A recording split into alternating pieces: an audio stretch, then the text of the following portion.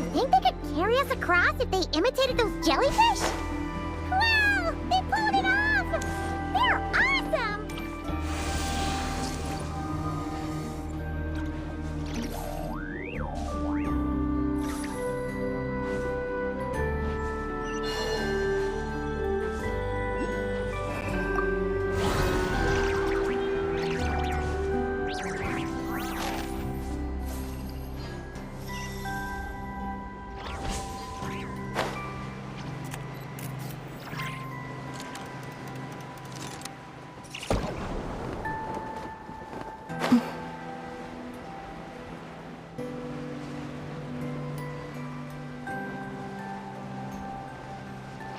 Looks like monsters are attacking the Kohenki over there! Huh? Did those little guys turn into a shield to protect the other Kohenki? No more lies. Can't hide the truth.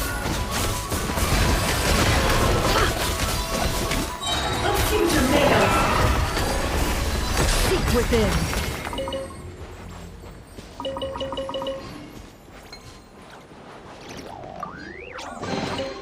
That looks like it's worth a pretty sum.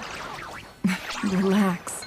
Your secret's safe with me. Since this school of Kohenki can mimic jellyfish, do you think they could mimic that whale over there, too?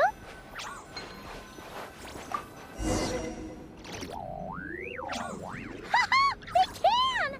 Oh, these little guys are amazing!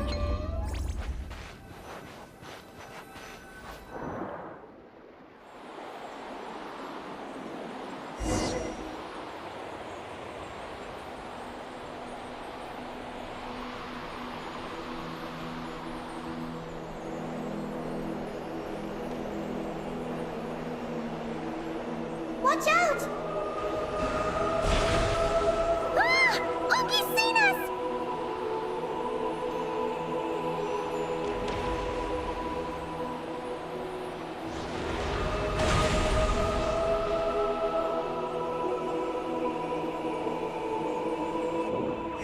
Oh, that was close.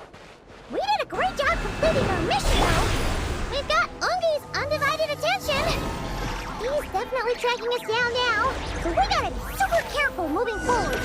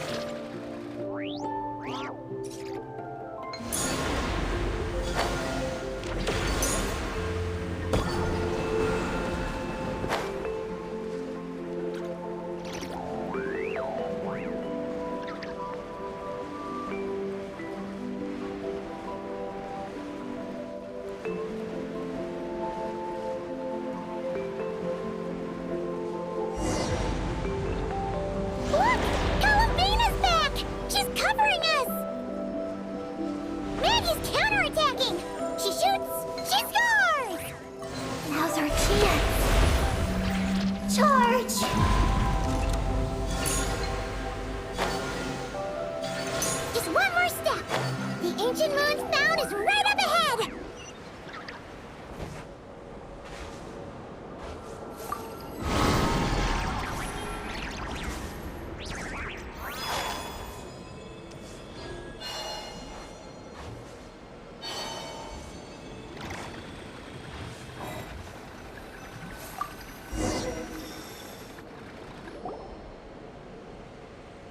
We finally got our hands on the fount! That's mission accomplished, right? I sense there's information I need in here. So, you don't just absorb data from terminals? Because this looks like it formed naturally. No, it's artificial. I can feel it. Oh.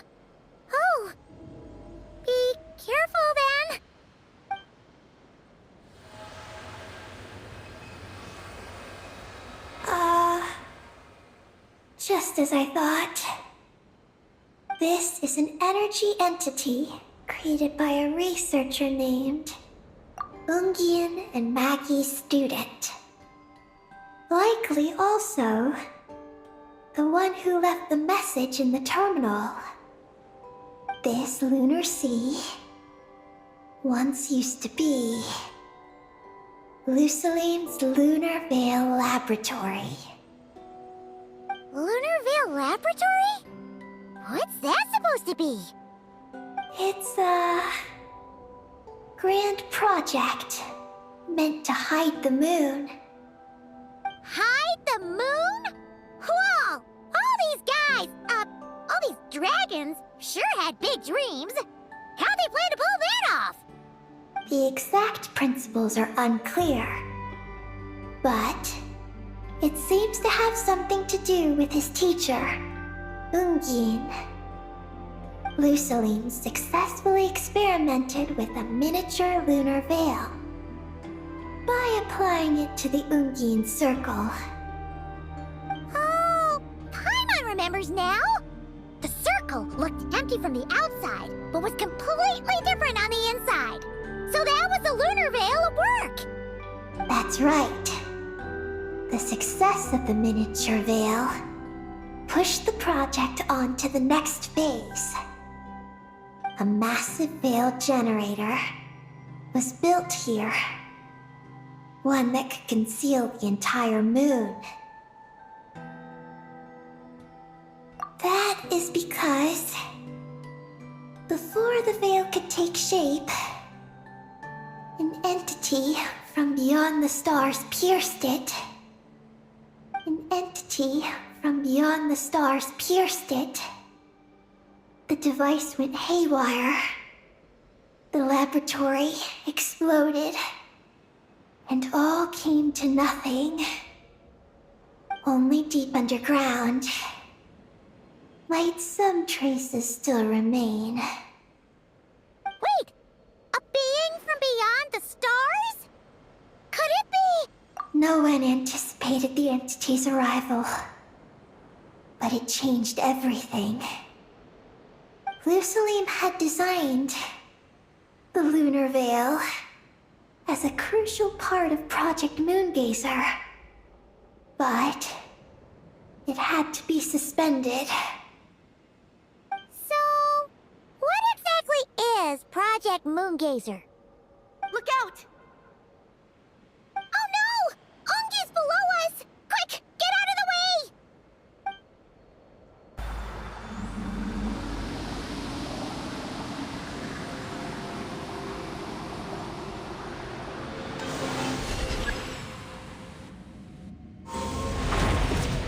It's Calabina and Maggie!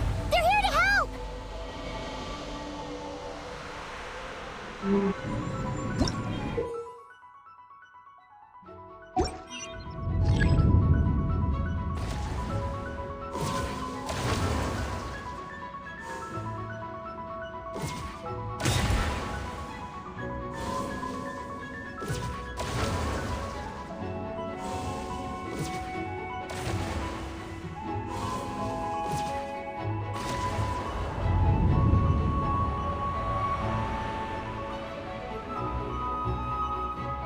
Has Ungi gone crazy? Isn't there any way we can calm him down?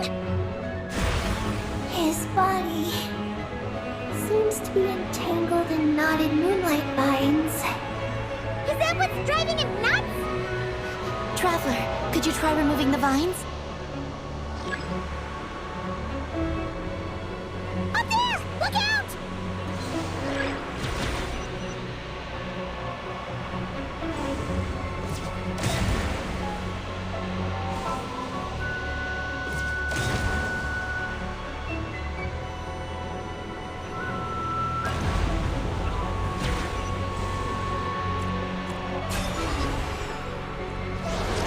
Looks like he's revving a huge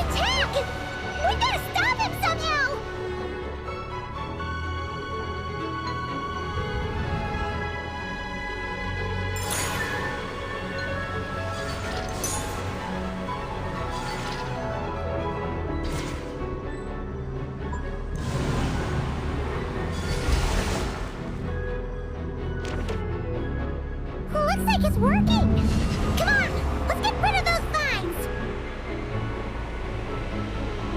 I've got you.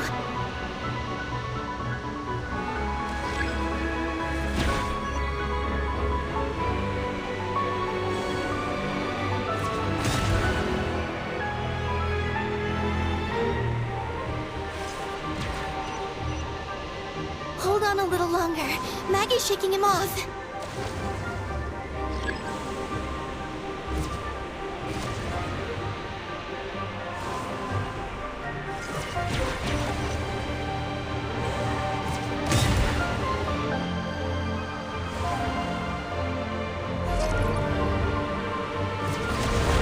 Here's our chance. Look! More vines! Quick! Clear them out!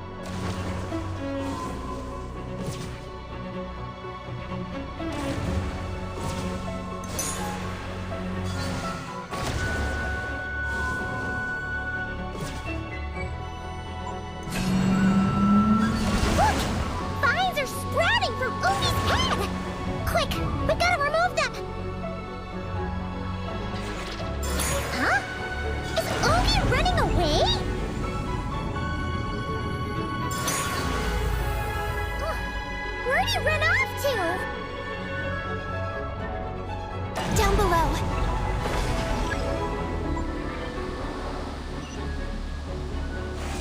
Keep up with the little ones.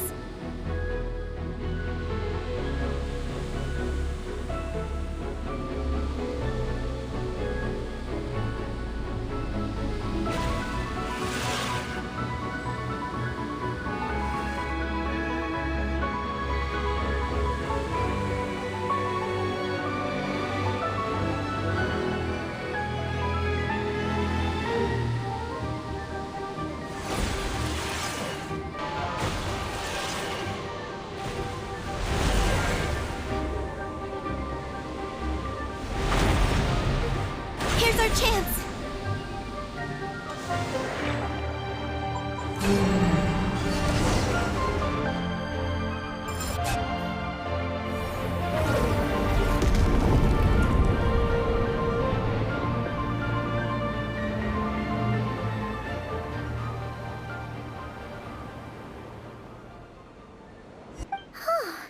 Ungi seems to have calmed down. So, were those vines the real culprits all along? He's still in pain. I can tell. His mind's been thrown into chaos, and he can't communicate with me. It's because of the information inside him. I can feel it. He and I are of the same kind, after all.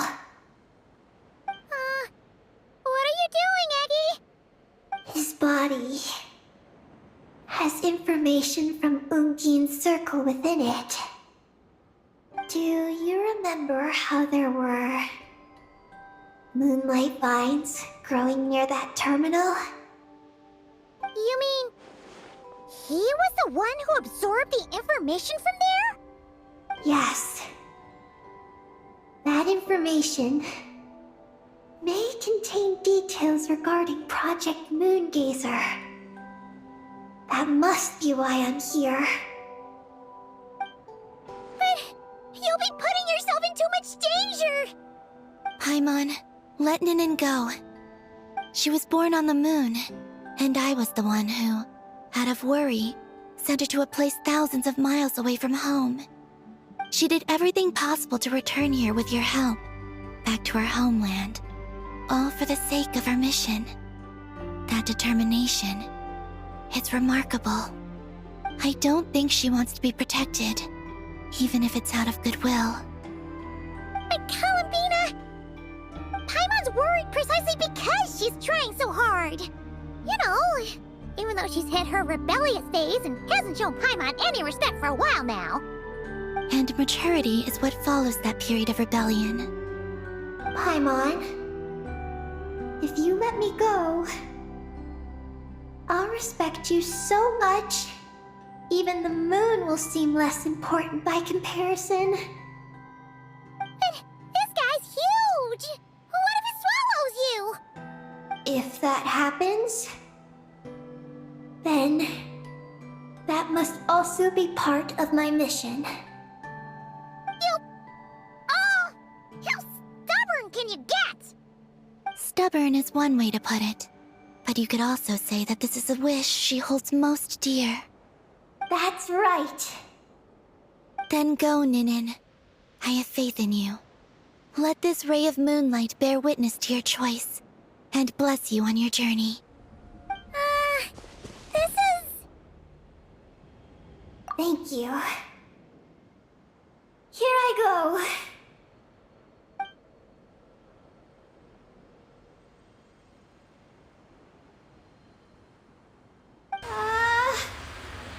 Come on, Eggy! You'll get through your rebellious phase! Paimon knows it! I can do this.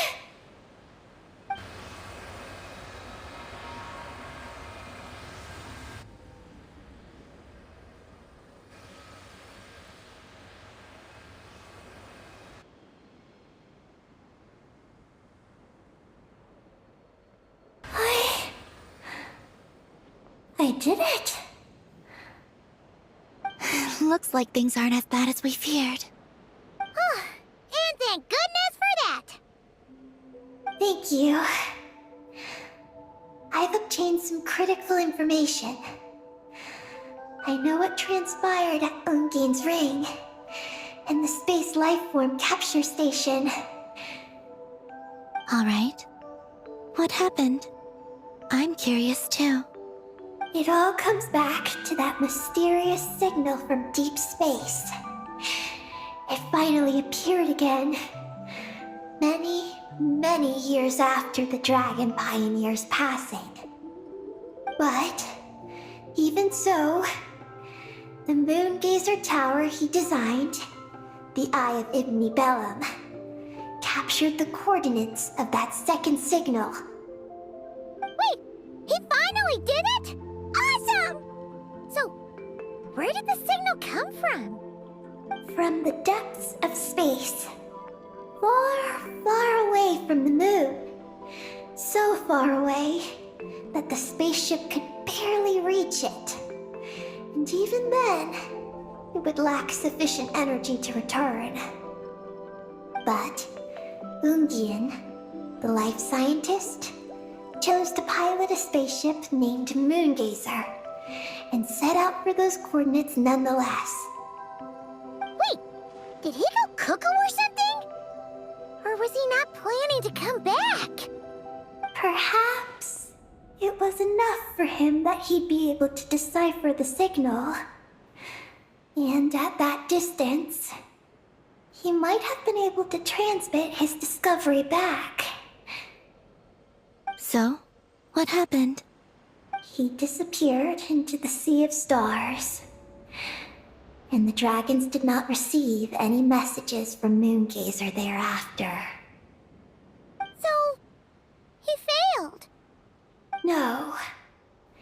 Years later, the Space Lifeform Capture Station was suddenly ramped by an unknown object. After emergency repairs were complete, the researchers discovered that the object that rammed the station was a cloaked spaceship. Cloaked? Like, invisible? Could it have been? Yes. It was the Moon Gazer. Though why it was cloaked is a mystery. Ungian's wife, McGee's, was the first to enter the spaceship. But she only found a round, black, spiky creature inside.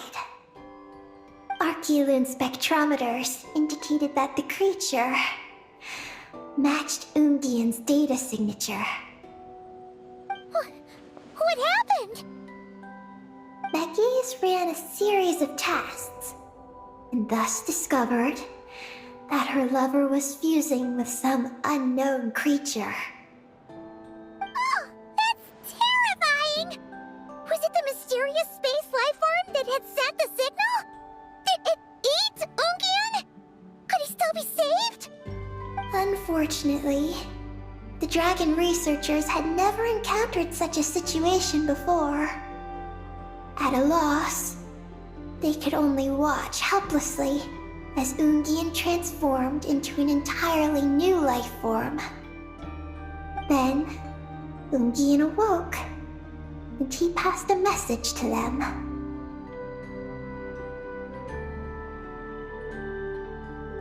There is no information about this.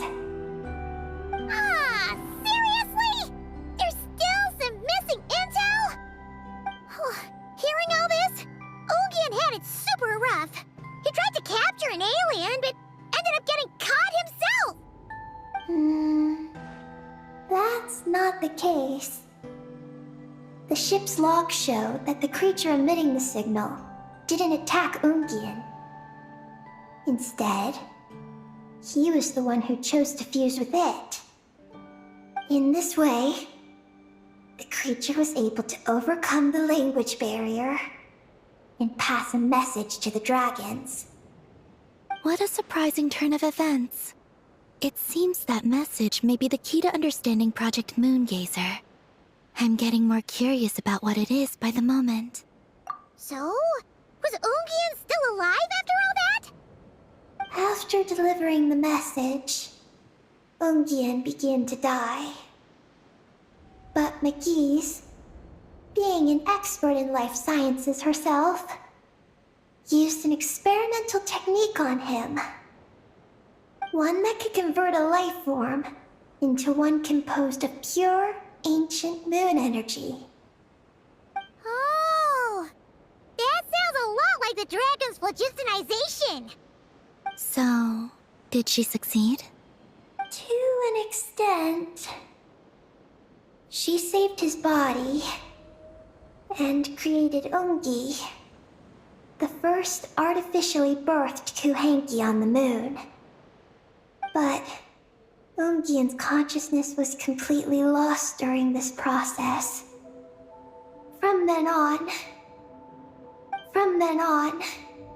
she devoted all her energy to researching this new life form, until her own lifespan came to an end. Then, she requested that her student, Lusalim, use the same technique on her, ultimately being converted into a new life form. Just as with Ungian, her consciousness was not preserved.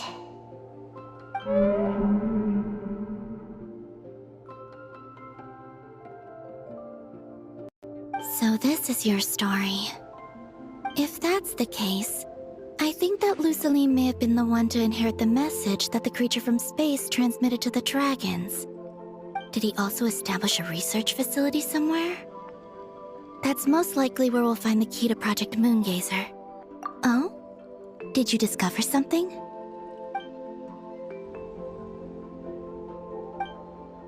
It was destroyed by a descender from beyond the heavens? In that case, I fear the great ruler of the firmament is the likely culprit. A veil that could obscure the moon. That sounds very similar to the false sky. Yeah, like some sort of baby version.